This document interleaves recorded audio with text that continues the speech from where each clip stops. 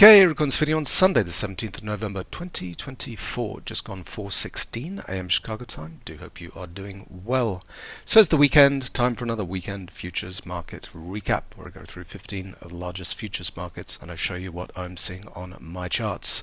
Hope you're enjoying your weekend, hope your trading is going well. We're going to get the charts in a minute, but first of all a housekeeping note and then a personal note. So housekeeping note is just to let everybody know we've got a new look and feel on the Emini-Watch website. It's been up a couple of weeks now. I quite like it. Certainly a modern, fresh look. Gradually going to be refreshing all of the content on the website because some of the videos, some of the content's a little bit old. So it's going to be taking place over the next few months or so.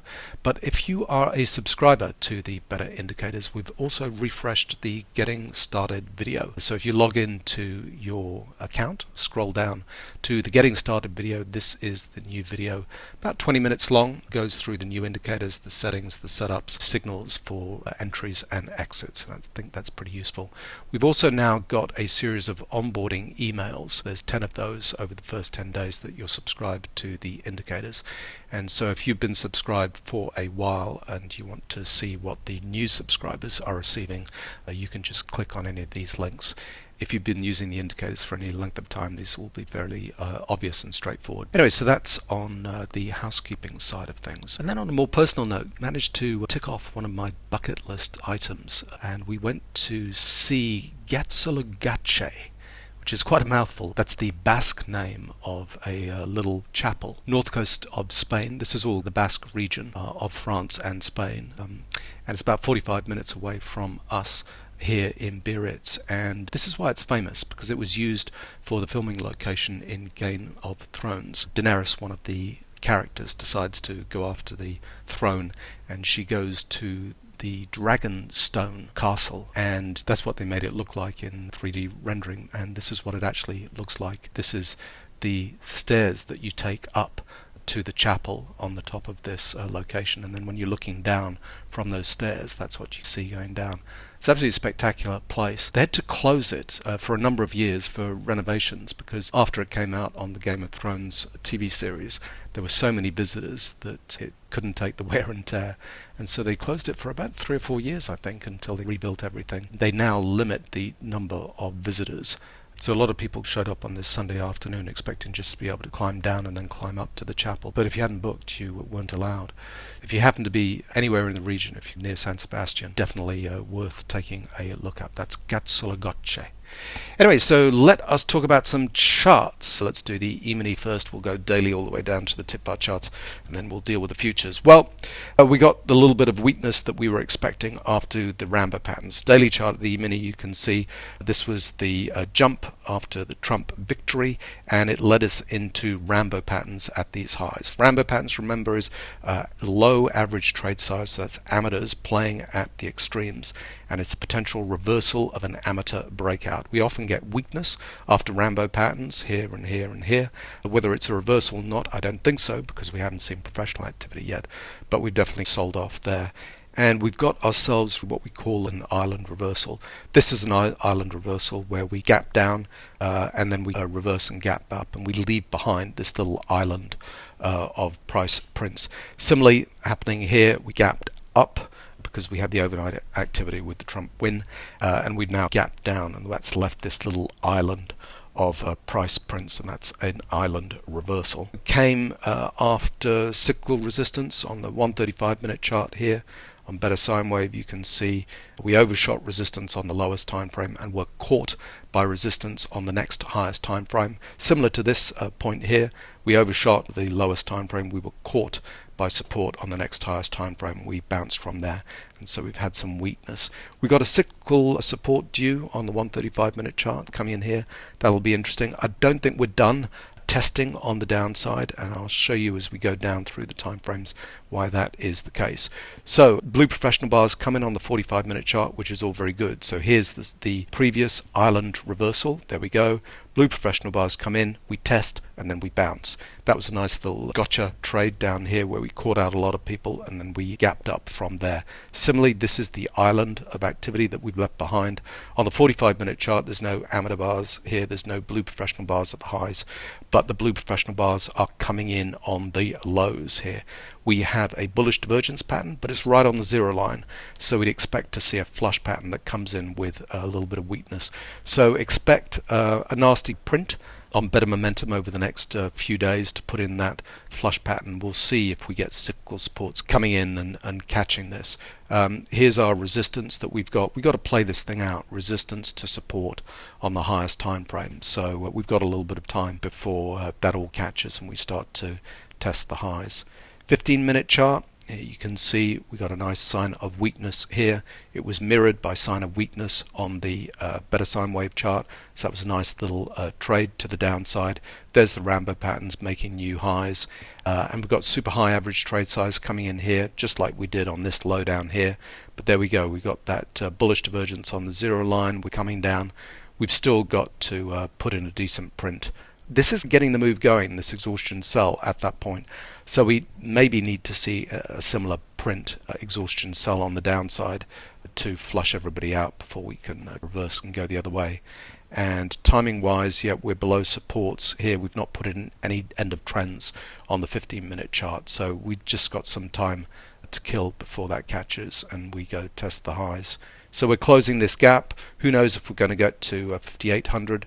We're at 59 at the moment. Well, wait and see. 13,500 tip bar chart. Here we go. You can see the beginnings and the ends of the weeks here with the solid vertical yellow lines. And there's the maxing out that we had at the end of last week.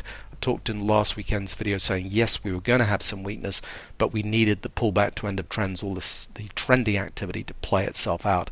And that's what we got. When we go to the better sine wave chart, you can see the cyclical activity playing its way out. Pullback to end of trends on a left shoulder here on the lowest time frame, followed by pullback to end of trend on the intermediate time frame. There we go, little print there.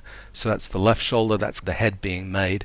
And then we go through some cyclical activity. The trending activity has played itself out. We go through a little bit of cyclical activity before breaking into the next trend move where we get a triple break here. Big things happen at triples, bang, break into a downtrend, and we're just putting in a pullback in a downtrend on the 13,500 tip bar chart. So that's got to play itself out to an end of trend. Then we've got to play out the pullback to end of trend on the intermediate time frame, and then we can start looking for reversals. And down here, yep, we've got a blue professional bar or a couple at the end of the week. Closing out positions, getting square over the weekend. We've got a big pro bar come in here selling down at that point. You can see the weakness there. We test back up, amateur up bars, and then crash down through 6,000s.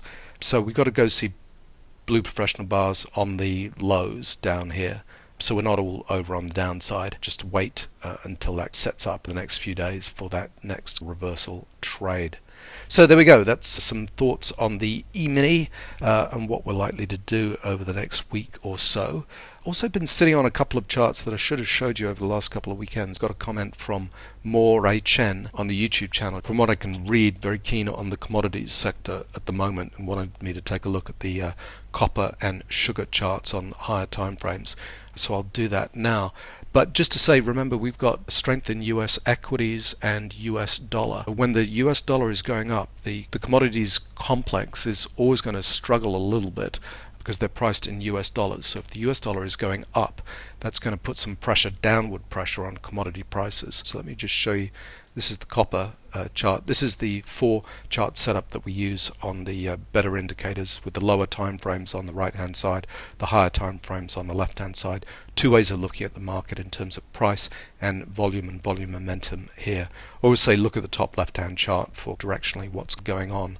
This is a daily chart with a 460-minute chart. There are exactly 3 460-minute bars in a day session of the copper market. In terms of copper maxed out with blue professional bars up here, big pro bars. Yes, big pro bars at the lows here. Exhaustion sell, bullish divergence, sign of strength. Bang, we take off to the upside at 380, top out at 520 with similarly blue professional bars taking profits at these highs.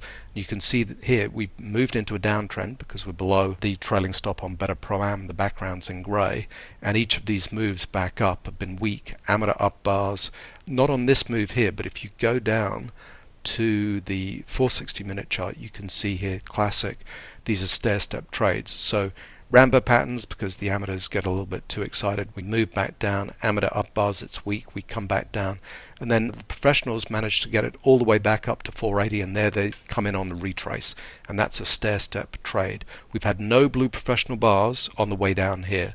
They've not picked it up as the market has sold down. They've forced it back up, and that's when they've gotten short at 480. Bang, stair-step trade down. Similarly here, we come back up to 450 or so. Blue professional bars, sell it down quickly. Bang, we're heading down. So copper, I don't think is looking very good because we've not seen blue professional bars at these lows yet. So that's my read on copper. And actually sugar is a very similar chart. Here sugar trades for far fewer hours during the day, so there are exactly 3 190-minute bars in a day session of sugar. And if we go to the sugar chart here, similarly maxed out with blue professional bars at the highs. We test into those at 26. We've had these big trending moves. The last one was beginning of 2023, and then the last one over the end of the summer. Here, big move up from $18 up to $23.24. Professionals sold it down. We come back up to the top of that sequence, blue professional bars here. Interestingly, they gamed it back up, came exactly back up to that area where they were selling it down at 24, crashing through that level. We ramped off the Rambo patterns down here at 18. Amateurs thinking it was going to go to whatever, 10, but got it wrong. We come back up. The professionals game it back up. Exhaustion buy, bearish divergence at 24, and we're selling off again. So another stair-step trade. Not as pretty as the other one I showed you because we had these blue professional bars part of that selling down sequence. I wouldn't say they're at the lows though, certainly not down here. So it's not a classic stair-step trade because of that confusion there, but still a nice place to get in short on sugar. And can we see that on the 190-minute bar chart? So there we go, selling it down at that point. There's the Rambo patterns right here, stair-step here, but then they push it even further up to those highs at 23, 24, and then we've got signs of weakness going on here.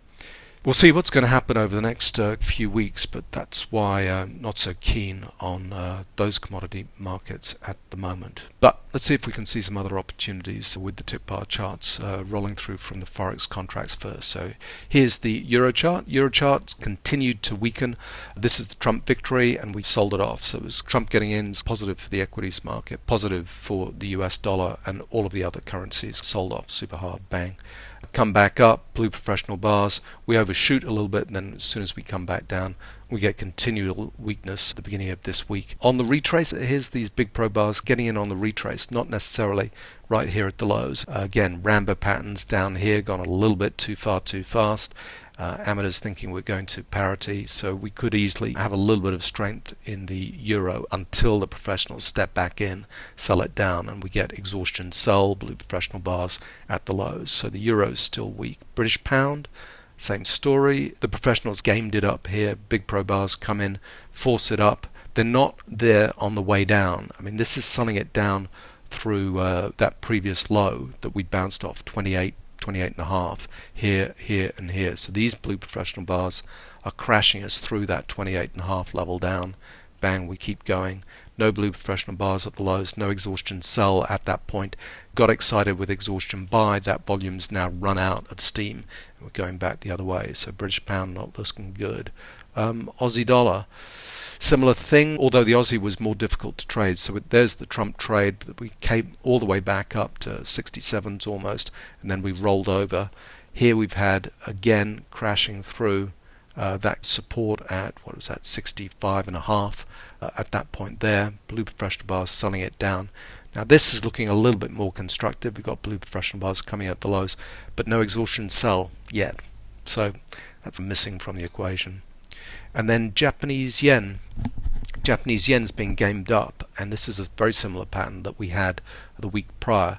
So the Japanese yen sells off with the Trump trade. Rambo patterns come in. We test down here with a flush pattern, and we ramp it back up to 66. Blue professional bars, we overshoot, but as soon as we come back down through the lows of those blue professional bars, bang, we're into another downtrend. This week, same pattern. Rambo patterns, another test at the lows, amateur down bars. They've gamed it back up. This time we've got exhaustion buy at that point. Big pro bars coming in here. Because we've not seen the blue professional bars at the lows, no exhaustion sell. We've got one there, but let's see if they push it back down to test into that region and see if that level starts to hold again. So Japanese yen not looking so good. 10-year notes crashing around a little bit. We've got an exhaustion sell, bullish divergence and flush pattern, but it's not neat. There was no blue professional bar down here at the lows. We've got one there. Junky activity here. We game it back up and then get an exhaustion pattern. We sell it down hard. So let's see if that follows through when we break through 109 even on 10-year notes. Gold. So gold's been selling off in anticipation of less uncertainty in global politics. So that's why we've been selling off here. Yes, we got an exhaustion sell down here, some blue professional bars, but not a lot of blue professional bars considering we had so much selling it down at 27.50. We're testing at the moment. I could see us pushing up and then coming back down again to test into those lows. Let's see cyclically if that makes sense. So we've not broken into an uptrend yet on better sine wave. We've still got another probably cyclical move to play out on better sine wave on this highest time frame. So there could be a false break in gold this week that we're going to go test into the lows again. Silver, similar thing. No blue professional bars at the lows. Exhaustion buy, bearish divergence. It's weakening, so we've not made a proper low in silver yet. Bitcoin did very nicely this week. Got up to 93,000 on these highs. No blue professional bars at the highs. Weakened from there. I am looking at this though, thinking, we've got exhaustion buy, bearish divergence, some blue professional bars coming in at 93. So this is the cyclical pattern on better sine wave on that higher time frame. So we played out all of that trending energy, pull back to end of trend on the lowest time frame, intermediate time frame, and pull back to end of trend on the highest time frame. Then we put in some cyclical activity, support to resistance on the highest time frame. So this is a second cyclical turn after end of trend. There's the end of trend on the highest time frame, cyclical resistance on the highest time frame after that. So if we break through 90, we're going to need to test down, find the next area where the blue professional bars step in. So wait and see. It's certainly a strong uptrend at the moment, but that's something I'm looking at on Bitcoin. Crude. Now this week crude did try to hold. We had these blue professional bars selling it down, and I was looking at this thinking, I wonder if we're going to break into an uptrend at that point. Crude on better sine wave has not completed on the way down. Pullback to end of trend, low, intermediate, has not made the pullback to end of trend on the highest time frame. So cyclically it wasn't ready on the highest time frame there on crude. But there was something going on, exhaustion sell, bullish divergence, but it's not caught for the time being. And again, Trump drilled baby drill. It's not good for higher crude prices. Plus, if we sort out Russia, we sort out Iran, possibly that means weakness for oil and gas prices. Natural gas. Down here we topped out with exhaustion by bearish divergence this week. Blue professional bars at $3, bang, sold off. We're ramping off the Rambo pattern down here, but we got big pro bars coming in there, and we started to break into an uptrend. So that's interesting for a little bit of strength. We've got 4 hours going off at the moment on the lower time frame charts. We've got signs of strength on better sine wave and on the higher time frames here and here. So that's interesting for natural gas. Let's see if that strengthens this week. And then here's our copper on the tip bar charts. Maxed out last week, big pro bars up here. Coming in though at these lows, so we're testing. No exhaustion sell at this point, so maybe not bottomed yet on copper. Corn, we had all these big pro bars up here at these highs, and we reversed and went the other way. They haven't come back in size yet. We've got some blue professional bars here, exhaustion sell, bullish divergence, come back up, a little bit of strength, but not in the same high average trade size and volumes that we had previously. So not sure about that on corn. Soybeans, again, similar thing last week, topped out. Exhaustion buy, bearish divergence, big pro bars. Yes, we've had professional bars come in, but almost game it up at that point. So let's see if it comes back down through this support level, and then we get more big pro bars coming in on that new low. But lastly, wheat. Wheat looks a little bit better. Not doing anything much of wheat over the last 2 or 3 weeks, but finally down here at the lows, big pro bars come in here. So let's see if wheat starts to hold. we break back into an uptrend. Not yet on wheat, but that's a lot of professional activity coming here over the last couple of days on wheat. There we go, quick a rip through the charts. We still got a little bit of time on the E-mini before we've made this low, the 13,500 tip bar chart. So that's what I'm going to be looking for this week. Get that set up right and then re-enter long at some point. So there we go. Hope your trading is going well and looking forward to next week's trade.